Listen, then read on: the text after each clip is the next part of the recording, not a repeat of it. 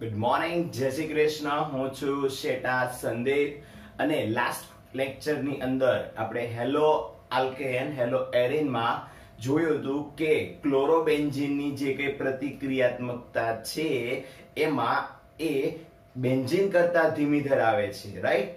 હવે બેન્ઝીન કરતા ધીમી કેમ ધરાવે છે એનું કારણ પણ આપણે જોઈ ગયા હતા કે બેન્ઝીનના ચકરડાની ઉપર એરોમેટિક વલયની ઉપર જે ક્લોરો સમૂહ છે એ ઇલેક્ટ્રોન આકર્ષક છે. જ્યારે એ ઇલેક્ટ્રોનને બેન્ઝીનના ચકરડામાંથી બહાર કાઢે છે ત્યારે જે ક્લોરોબેન્ઝીનનું એરોમેટિક વલય છે એની ઘનતા ઘટે છે. જ્યારે એની ઘનતા ઘટે છે ત્યારે એ હંમેશા ઓર્થો અને પેરા નિર્દેશક અસર દર્શાવતો હોય છે. મતલબ કે જે પણ કઈ વસ્તુ આવીને હુમલો કરશે એ આવનારો સમૂહ કયા દાખલ થવાનો છે?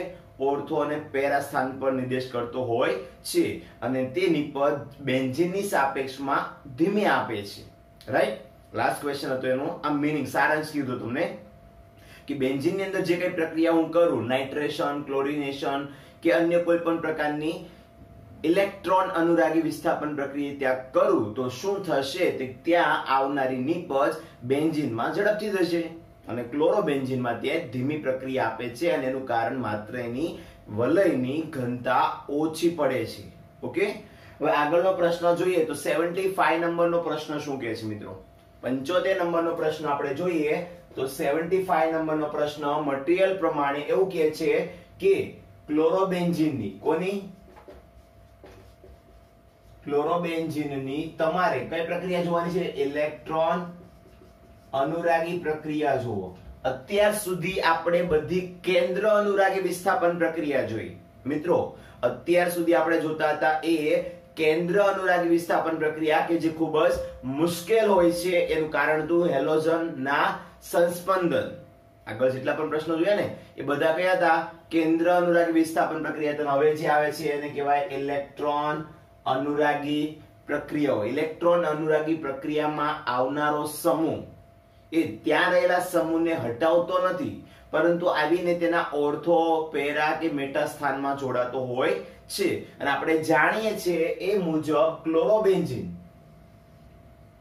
જે ક્લોરોબેન્ઝીન છે એ ક્લોરોબેન્ઝીન હંમેશા ક્યાં દાખલ કરાવશે? તો કે આવનારા પ્રક્રિયકને, ધારો કે ઇલેક્ટ્રોન અનુરાગી છે એટલે આપણે આ રીતે દર્શાવીએ, રાઈટ? ઇલેક્ટ્રોન અનુરાગી, ઇલેક્ટ્રોફિલિક એટલે E+ વડે દર્શાવીએ, રાઈટ? 11 માં આવી ગયો આપણે કે ઇલેક્ટ્રોન અનુરાગીને, ઇલેક્ટ્રોન અનુરાગી જે પ્રક્રિયક હોય એને E+ વડે દર્શાવાય અને જે કેન્દ્ર અનુરાગી પ્રક્રિયક હોય એને ન્યુક્લિયોફિલિક -1 વડે દર્શાવાય. તો ઇલેક્ટ્રોન અનુરાગી પ્રક્રિયક E+ હુમલો કરે અને અહીંયા જે નિપજ મળે એ નિપજ કઈ હોઈ શકે કે ભાઈ નિપજ તમારી ઓર્થો અને પેરા નું મિશ્રણ હોઈ શકે. કોણ હોઈ શકે? ઓર્થો અને પેરાનું મિશ્રણ હોઈ શકે. કેમ? તો આગળ તો ભણ્યા કે આ ક્લોરીનની કઈ અસર છે? ઇલેક્ટ્રોન આકર્ષક અસર. એની પ્રેરક અસર વધારે મજબૂત છે. એટલે આ તમારા બેન્ઝીનના ચકરડામાંથી ઇલેક્ટ્રોન લઈ લે છે, વલયમાંથી ઇલેક્ટ્રોન પોતાની તરફ ખેંચે છે અને પરિણામે આ પોતે શું કરે છે? તો કે આ આવનારા સમૂહને હંમેશા ઓર્થો અને પેરા સ્થાન નિર્દેશ કરે છે કે ભાઈ તમે આવીને ઓર્થો અને પેરા સ્થાન પર દાખલ થઈ જાઓ. આ તમને મેં સમજાવ્યું, હજી જસ્ટ સમજૂતી. હવે આપણે 1 by 1 એની પ્રક્રિયાઓ જોવાના છીએ. ફર્સ્ટ ઓફ ઓલ આપણે ક્લોરોબેન્ઝીનનું હેલોજિનેશન જોઈશું. શું જોઈશું? ક્લોરોબેન્ઝીનની અંદર ઇલેક્ટ્રોન અનુરાગી પ્રક્રિયાઓ ઘણી બધી પ્રકારની છે અને તે ઘણી બધી પ્રક્રિયાઓને તમે 11 માં જોઈ ગયા છો. એક પણ પ્રક્રિયા એવી નથી કે તમે એને જોઈ હોય નહીં. તો આપણે 1 by 1 બધી પ્રક્રિયાઓને જોશું. પહેલી પ્રક્રિયા છે એની હેલોજિનેશન. હેલોજિનેશનમાં આપણે અત્યારે કરશું ક્લોરિનેશન. કારણ કે હેલોજિનેશનમાં તમે ક્લોરિનેશન, બ્રોમિનેશન આવી ઘણી બધી પ્રક્રિયાઓ કરી શકો છો. તો ફર્સ્ટ ઓફ ઓલ આપણે લેશું ક્લોરોબેન્ઝીન. શું લેશું? ક્લોરોબેન્ઝીનની ઇલેક્ટ્રોન અનુરાગી પ્રક્રિયામાં પહેલી પ્રક્રિયા છે હેલોજિનેશન, જેને આપણે ક્લોરિનેશન મારફતે જોવાના છે. તો ક્લોરોબેન્ઝીનની નીચે લખશું ક્લોરોબેન્ઝીન, જેનો આપણે કરવાના છે ક્લોરિનેશન. તો અહીં લખશું ક્લોરિનેશન. કોની હાજરીમાં કરવાના છો ભાઈ? FeCl3 ના હાજરીમાં કરશો તો કે ના, આપણે અહીંયા લેશું નિર્જળ FeCl3. ઓકે, મટીરીયલમાં જોશો તો મટીરીયલમાં પણ આ રીતે તમને સમજાયેલું છે કે અહીંયા ક્લોરોબેન્ઝીન છે જેનું ક્લોરિનેશન કરશો તો નિર્જળ FeCl3 ઉદ્દીપકની હાજરીમાં, હા મિત્રો 11 માં પ્રક્રિયા તમારે આવી ગયેલી છે કે ક્લોરોબેન્ઝીન નું જો હું ધારો કે ક્લોરિનેશન કરું તો ક્લોરિનેશન કરતા નિર્જળ FeCl3 ઉદ્દીપક શું કરશે, આ ક્લોરીન સમૂહને એના ઓર્થો અને પેરા સ્થાન પર દાખલ કરાવશે. તો નિપજ ટકા ટાઈપની મળશે કે ધારો કે આ ક્લોરોબેન્ઝીન છે, રાઈટ. હવે આ ક્લોરીન એની પર હુમલો કરે, આ તો ઓર્થો સ્થાન પર કરે કાં તો પેરા સ્થાન પર કરે, પણ એવું થઈ શકે મોટા ભાગે પેરા સ્થાન પર કરે. હંમેશા યાદ રાખવાનું એની મુખ્ય નિપજ પેરા સ્થાન વાળી છે, કારણ કે ઓર્થોની સાપેક્ષમાં પેરા વધારે સ્થાયી છે, રાઈટ. તો જેવું આ ક્લોરોબેન્ઝીન પર હુમલો કરે, આનો જ્યાં હુમલો થાય, ધારો કે ઓર્થો સ્થાન પર થાય, તો ઓર્થો સ્થાન પર રહેલો એક હાઇડ્રોજન જાય, ઈ કોની સાથે જાય, આના એક Cl સાથે. આ જેવો આની પર હુમલો કરશે, આ બે વલયમાં રહેલો હાઇડ્રોજન, કાર્બન સાથે રહેલો હાઇડ્રોજન એ Cl સાથે જતો રહેશે, ત્યાં જોડાય છે Cl.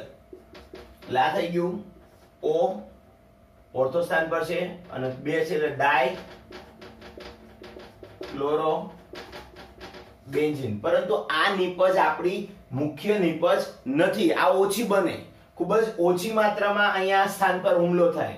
મોટા ભાગની મુખ્ય નિપજ તમારી જે કહે છે ઈ ક્લોરોબેન્ઝીન માંના પેરા સ્થાન પર ક્લોરીન હુમલો કરીને બનાવે છે, અને પેરા સ્થાન પર હુમલો જ્યારે Cl2 કરો જાય તો બાકીનો એક Cl જે વધે છે આ HCl ના સ્વરૂપમાં જશે.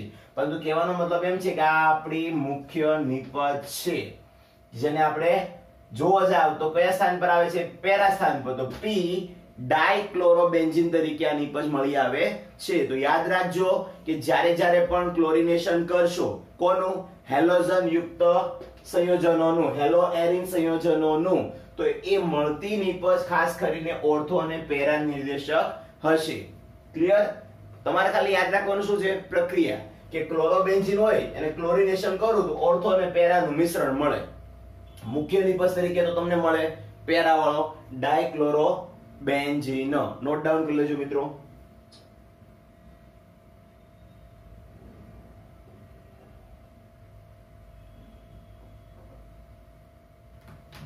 ત્યારબાદ નાઇટ્રેશન જોઈએ.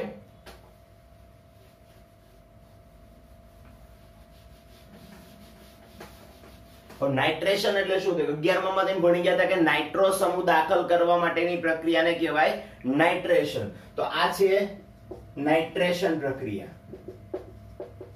ભાઈ નાઇટ્રેશન પ્રક્રિયામાં શું થાય? નાઇટ્રેશન પ્રક્રિયા કરતી વખતે તમારે ક્લોરોબેન્ઝીનની પ્રક્રિયા સાંદ્ર H2SO4 ના દ્રાવણમાં, કોના દ્રાવણમાં? સાંદ્ર H2SO4 ના દ્રાવણમાં કોની સાથે કરાવવાની હોય છે? સાંદ્ર HNO3 ની હાજરીમાં ગરમ કરવાની હોય છે. શોર્ટમાં કહું તો 11મા માં બધી વસ્તુ આવી ગયેલી છે કે ક્લોરોબેન્ઝીનની પ્રક્રિયા તમે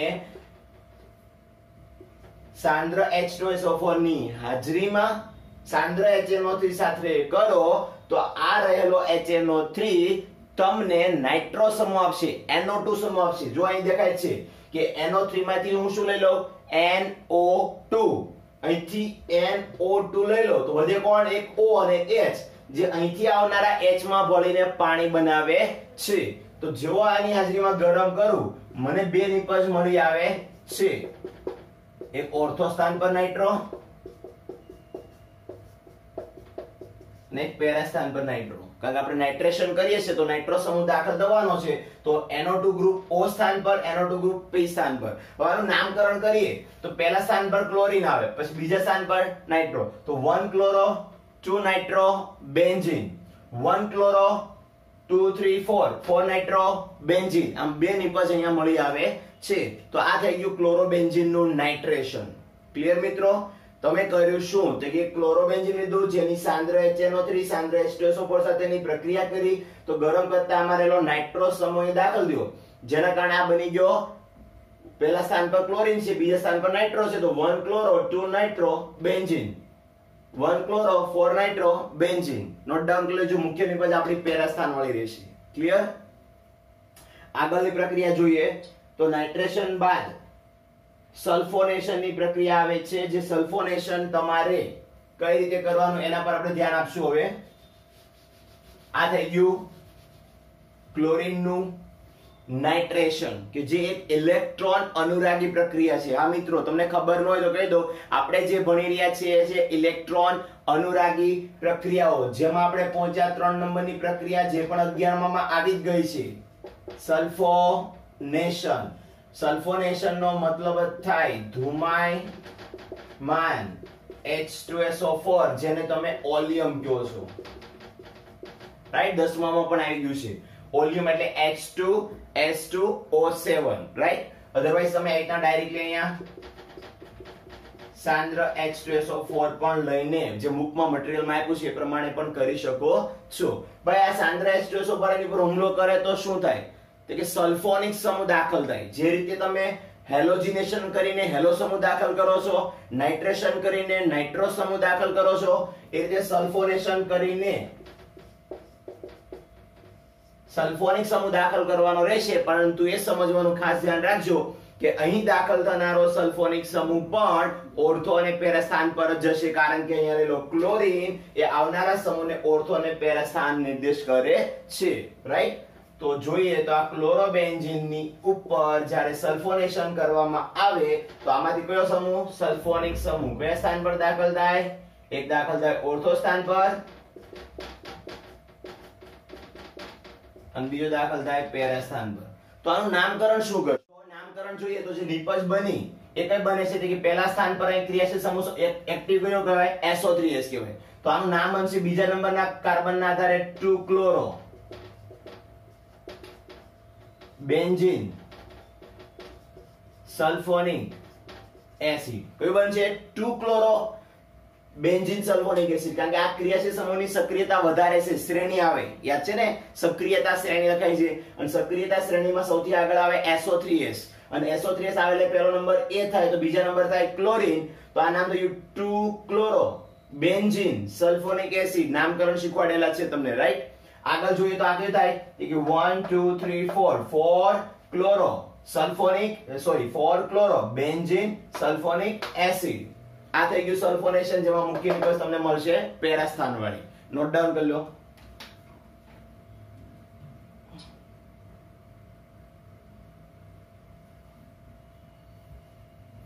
ત્યારબાદ ચોથા નંબરની જે પ્રક્રિયા છે એ પ્રક્રિયાનું નામ છે આલ્કાઇલેશન. કઈ પ્રક્રિયા છે મિત્રો?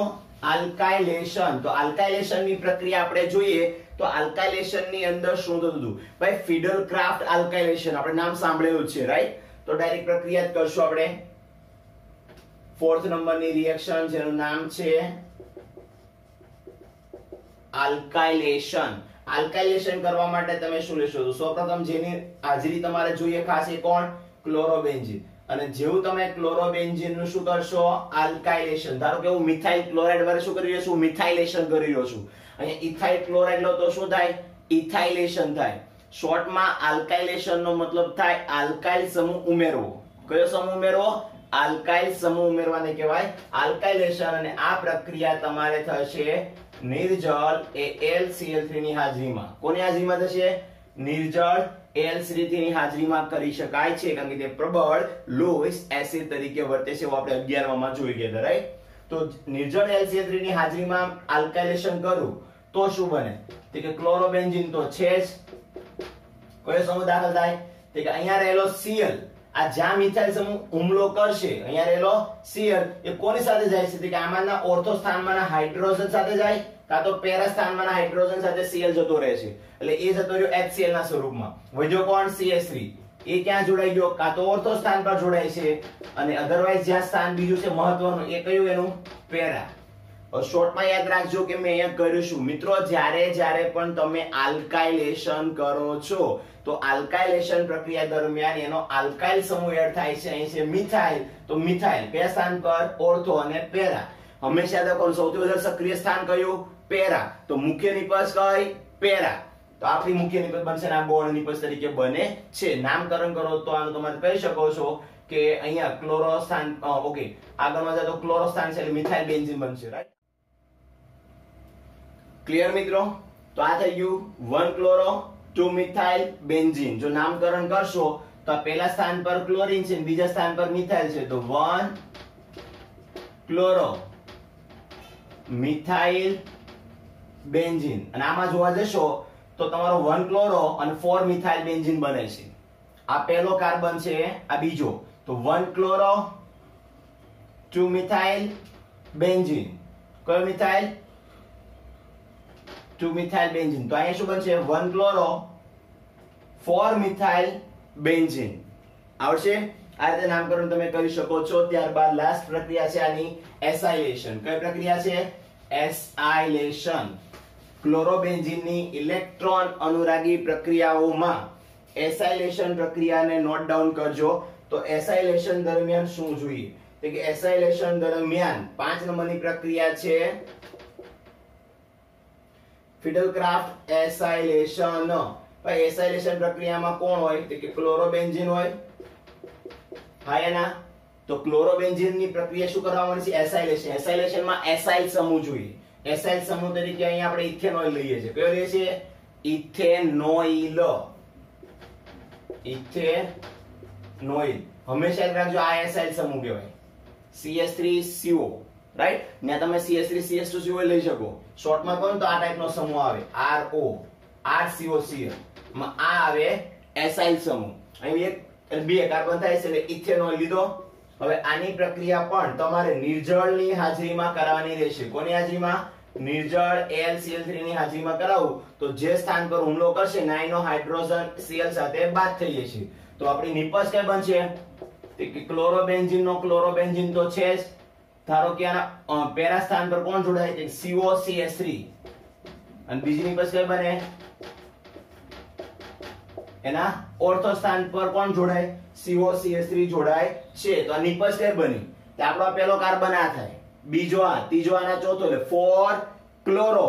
આને વચાય એસિટોફિનોલ. યાદ રાખજો મિત્રો, બેન્ઝીનની ઉપર કોઈ પણ સ્થાને COCH3 હોય એટલે આને વચાય એસિટોફિનોન. કીટોન સમૂહ થઈ ગયો ને CO એટલે, તો એસિટોફિનોન. તો આપણે જો 4 ક્લોરો એસિટોફિનોન 2 ક્લોરો એસિટોફિનોલ નિપજ બને છે. આમ 75 નંબરનો પ્રશ્ન અહીંયા સંપૂર્ણ રીતે પૂર્ણ થાય છે કે જેમાં તમારે માત્ર ઇલેક્ટ્રોન અનુરાગી પ્રક્રિયાઓ દર્શાવવાની હતી. આગળનો પ્રશ્ન જોઈએ. ઓકે મિત્રો, આગળ વધીએ એ પહેલા ખાસ યાદ રાખી લેજો કે તમારે હવે જે 76 નંબરનો પ્રશ્ન આપ્યો છે, 76 એટલે તમારો કોયડો છે. ટેક્સ્ટ બુક ની અંદર એક નાનમતો કોયડો આપેલો છે 76, કે જેમાં તમારે એ બતાવવાનું છે કે ક્લોરીન પોતે ઇલેક્ટ્રોન આકર્ષક સમૂહ હોવા છતાં પણ ઓર્થો અને પેરા સ્થાન કેમ નિર્દેશ કરે. આપણે 75 નંબરના પ્રશ્નમાં જોઈ ગયા કે ક્લોરોબેન્ઝીનમાં ગમે તે રિએક્શન તમે કરો છો એ નિપજ કેમ બનાવે છે? ઓર્થો અને પેરા સ્થાનિક બનાવે. તો શા માટે આવું કરે છે? રાઈટ. તો કે ક્લોરોબેન્ઝીન એ પોતે ઇલેક્ટ્રોન આકર્ષક સમૂહ છે એટલે વલયમાંથી ઇલેક્ટ્રોનને શું કરશે? ખેંચી લેશે. બેન્ઝીનના ચકડામાં શું કરશે? ઇલેક્ટ્રોનને ખેંચી કાઢશે. એટલે એના ઓર્થો અને પેરા સ્થાનમાં શું થશે? ઇલેક્ટ્રોન ઘનતા ઘટશે.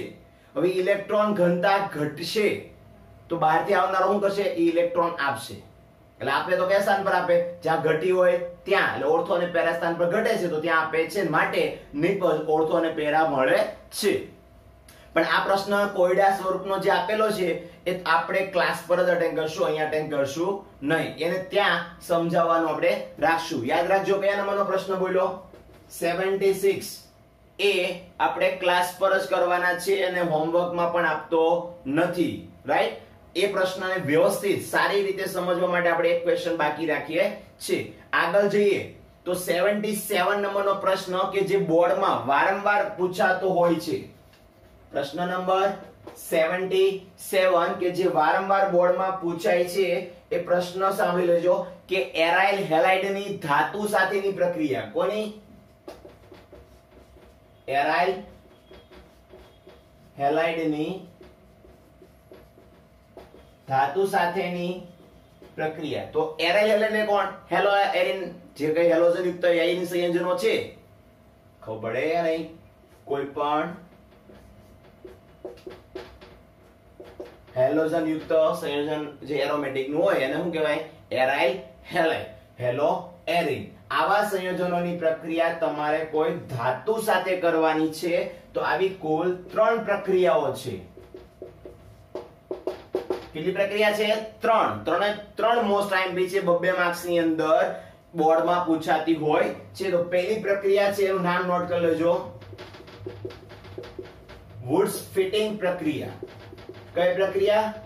વુડ્સ ફિટિંગ પ્રક્રિયા. વુડ્સ ફિટિંગ પ્રક્રિયા આપણે જોઈએ એ પહેલા સમજી લો કે વુડ્સ ફિટિંગ પ્રક્રિયામાં આવે શું. વુડ્સ ફિટિંગ પ્રક્રિયામાં તમે આ ચેપ્ટરમાં શું ભણ્યા?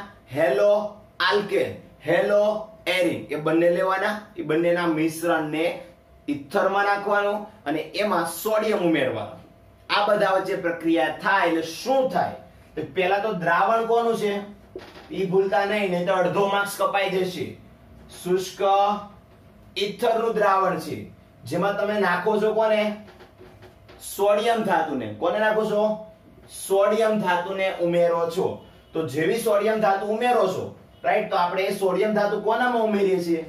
એક તો લઈ લો આલ્કાઇલ હેલાઇડ. કયો લઈ લો? Alkyl halide. આ કયો સમૂહ છે બેટા? Alkyl halide. આ ને કહેવાય આલ્કાઇલ, હેલોજન ને કહેવાય હેલાઇડ. બીજો કયો લીધો? Hello arene. કયો લીધો? હેલો, અને આ છે એરિન, જેને તમે એરાઇલ હેલાઇડ પણ કહો છો ને. આ રહી ગયો એરાઇલ હેલાઇડ. હવે આની પ્રક્રિયા આપણે કોની સાથે ક્યાં કરવા જઈ રહ્યા છીએ? તો કે આની પ્રક્રિયા આપણે શુષ્ક ઇથરના દ્રાવણમાં સોડિયમ ધાતુ સાથે કરવા જઈ રહ્યા છીએ. કોની સાથે કરવા જઈ રહ્યા છીએ મિત્રો? સોડિયમ ધાતુ સાથે. તો યાદ રાખજો, ધાતુ હંમેશા કોની સાથે જાય? હેલોજન પરમાણુ સાથે જાય. એક હેલોજન અહીંયા, એક હેલોજન અહીંયા, 2 ધાતુ અહીંયા. તો આ શું બાદ થાય? 2 ટાઈમ્સ સોડિયમના હેલાઇડ જતા રહે છે. યાદ રાખજો, બંને હેલાઇડ કેવો જોઈએ? સરખા. એટલે બંને હેલોજન આ સોડિયમ ધાતુ સાથે છૂટા પડી જાય છે. તો વધ્યું શું? એરિન નું એરિન, રાઈટ. અને અહીંયા આ ગયો તો અહીં સામે તે ઘટી હોય એ આ આર પૂરી કરે. એટલે આ બન્યું શું? આર ને કહેવાય આલ્કાઇલ, આને કહેવાય એરિન. આલ્કાઇલ એરિન બની જાય છે, જેને તમે આમ પણ વાંચી શકો આલ્કાઇલ બેન્ઝીન. રાઈટ મિત્રો, બુકમાં આટલું જ આપ્યું છે. આ વસ્તુને આપણે ઉદાહરણ દ્વારા સમજજો ને ઉદાહરણ નોટ કરજો, કારણ કે બુકમાં આપેલું નથી.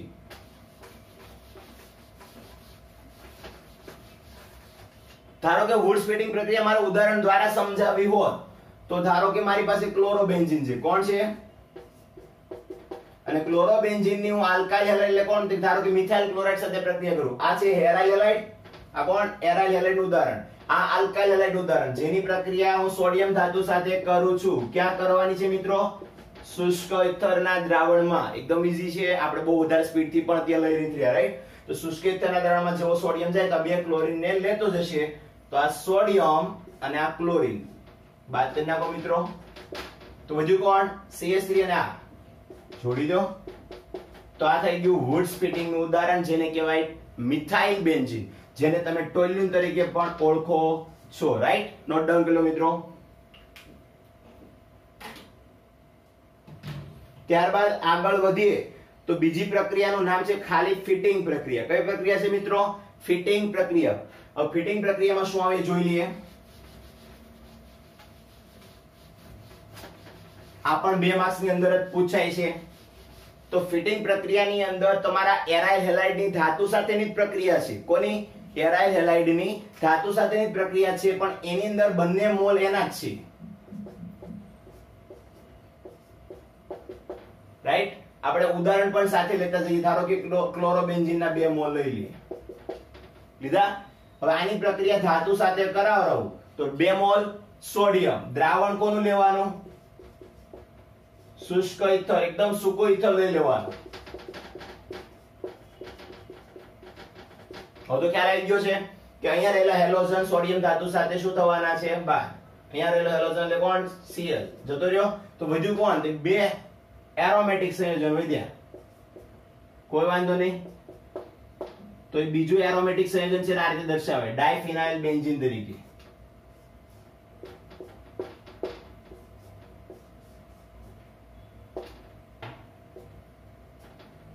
રાઈટ મિત્રો, આ થઈ ગયું ડાયફિનાઇલ બેન્ઝીન. સેમ વસ્તુ અહીંયા થશે. કે એરિન નું બીજું સમાનધર્મી સેરીન નું સભ્ય મળશે. ક્લોરીન બાદ થઈ જાય, તમને બુકમાં આ ટાઈપનું પણ આપેલું છે. બુકમાં આ રીતે ઉભા દર્શાવેલા છે મિત્રો.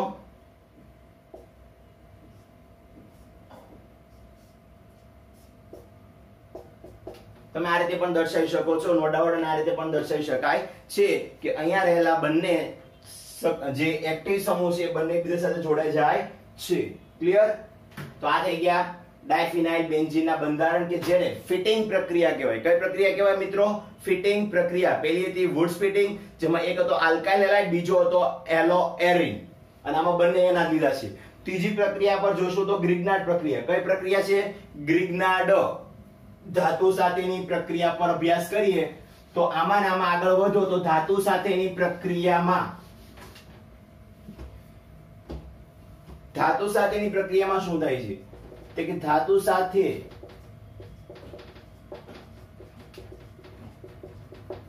ખાસ કરીને ગ્રિગ્નાર્ડ પ્રક્રિયા તરીકે. તો ગ્રિગ્નાર્ડ પ્રક્રિયામાં શું? તો કે મિત્રો અહીંયા એરાઇલ હેલાઇડ છે. કોણ છે? Aryl halide. પ્રશ્ન જોશો તો પ્રશ્ન બુકની અંદર કંઈક એવો આપ્યો છે કે ગ્રિગ્નાર્ડ પ્રક્રિયા સમજાવો. તો ગ્રિગ્નાર્ડ પ્રક્રિયા તમારે સમજાવતી કે યાદ રાખવાનું છે કે અહીંયા ધાતુની એરાઇલ હેલાઇડ સાથેની પ્રક્રિયા કરવાની છે. આપણે ઉદાહરણ લઈશું, બંને વસ્તુ સાથે લઈશું. ગ્રિગ્નાર્ડ પ્રક્રિયાનો મતલબ જ થાય ગ્રિગ્નાર્ડ પ્રક્રિયક બનાવવો. અને મેં તમને આગળ પણ શીખવાડ્યું છે કઈ રીતે ગ્રિગ્નાર્ડ પ્રક્રિયક બને. આપણે અહીંયા હેલોએરિનમાં જોઈ લઈએ. ધારો કે મેગ્નેશિયમ ધાતુ સાથે પ્રક્રિયા કરે શુષ્ક ઇથરના દ્રાવણમાં, તો મેગ્નેશિયમ જોઈન થાય. ભાઈ મેગ્નેશિયમની સંયોજકતા આવે 2. એક સંયોજકતા સીધો એરોમેટિક સાથે લઈ લે, એક આ હેલોજન સાથે બની ગયો. આને કહેવાય alkyl magnesium halide. Sorry, aryl સમૂહ એરોમેટિક સમૂહ, મેગ્નેશિયમ હેલાઇડ નો હેલાઇડ. આ જ વસ્તુ તમે ઉદાહરણ દ્વારા લેવા ગયા હોત તો ક્લોરોબેન્ઝીનની પ્રક્રિયા મેગ્નેશિયમ ધાતુ સાથે કરે તો તમને કંઈક આ રીતે એરાઇલ મેગ્નેશિયમ ક્લોરાઇડ મળી આવે. મિત્રો યાદ રાખજો શું કરવાનું છે. આજનું નોટ ડાઉન કરવું હોય તો નોટ ડાઉન કરી લેજો. તમે કેટલું ભણ્યા? એક તો ક્લોરોબેન્ઝીનની, એરાઇલ હેલાઇડની બધી જ ઇલેક્ટ્રોન અનુરાગી પ્રક્રિયાઓ ભણ્યા છો. ત્યારબાદ 76 નંબરનો પ્રશ્ન આપણે યાદ રાખજો. 75 નંબરનો પ્રશ્ન કરવાનો છે. 76 76 નંબરનો પ્રશ્ન આપણે ક્લાસ પર જ ભણશું. રાઈટ? ચાલી ગયેલો છે પણ છતાં પણ એને ક્લાસ પર રાખશું. ત્યારબાદ 77 નંબરના પ્રશ્નમાં આપણે અલગ અલગ 3 પ્રક્રિયા ભણ્યા. હવે 78 79 અને 80 એ પ્રેક્ટિસ માટે આપું છું. ચાલી ગયેલું છે અને SN1 SN2 પ્રક્રિયા કોણ ઝડપી આપે એ તમારે દર્શાવવાનું છે. નોટ કરવું હોય તો અહીંયા બધું લખી કાઢું છું તમારે શું શું કરવાનું છે તે, એટલે કન્ફ્યુઝન ન થાય. રાઈટ? આજના લેક્ચરમાં સૌથી ઇમ્પોર્ટન્ટ ક્વેશ્ચન હતો તો એ મટીરીયલ પ્રમાણે તો 75 અને 77 આ બંને ક્વેશ્ચન તમારે હોમવર્કમાં લખીને સબમિટ કરવાના છે. પછી ક્વેશ્ચન નંબર 76 એ આપણે ક્લાસ પર જ કરશું. એટલે અત્યારે એને લખશું પણ નહીં. રાઈટ? આ લખવાનો નથી. વધી વાત કોની? 78 79 અને 80 આની તમારે પ્રેક્ટિસ કરવાની છે. રાઈટ? અને યાદ રાખજો લખીને પાછું હોમવર્કમાં સબમિટ નથી કરવાની. 78 79 80 આ તમારા કોયડાઓ છે, લખાણ સંબંધિત પ્રશ્નો છે, કોઈ થિયરી નથી. અને આ પ્રશ્નો ક્યાંથી આવે? તમે જે આગળ બધી થિયરી ભણ્યા એ થિયરી પરથી આ પ્રશ્નો આવતા હોય છે.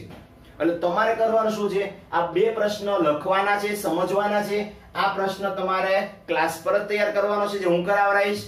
78 79 80 આ 3 પ્રશ્ન તમારી NCERT ના લખાણ સંબંધિત પ્રશ્ન છે જેમાં તમારે બતાવવાનું છે કે કોણ SN1 પ્રક્રિયા ઝડપી આપે, કોણ SN2 પ્રક્રિયા ઝડપી આપે. તો આપણે ક્રમ લખાયા યાદ આવે તો 1 2 3 અને 3 2 1 બંનેના ક્રમ કેવા છે? ઉલટ સુલટ છે. રાઈટ? તો એ મુજબ તમે SN1 SN2 ના રિએક્શનો શોધી શકો છો. તો આજના લેક્ચરમાં આપણે અહીંયા સુધી રાખશું. Thank you.